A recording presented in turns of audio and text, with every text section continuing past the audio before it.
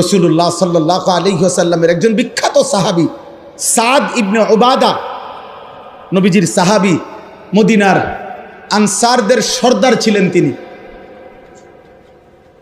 সাদ ইবনে উবাদা উনি একদিন সাহাবাদের এরকম মজমায়, নবীজি বসা, শুধু ফুকে কামরা, আচ্ছা কামরা কোনার কিছু করার নেই।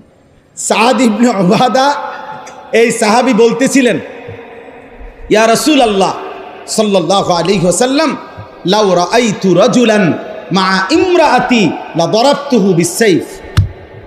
সাহাবী নবীজির সামনে বললেন, ইয়া রাসূলুল্লাহ, আমি যদি 1 মিনিটের জন্য কোনোদিন কোনো পর পুরুষ, বেগানা পুরুষকে আমার স্ত্রীর সাথে দেখি কথা বলতে অথবা দাঁড়িয়ে থাকতে, লা দারাবতুহু বিসসাইফ, তরবারির 1 কোপ দিয়া তার কল্লা ফেলাই দিন।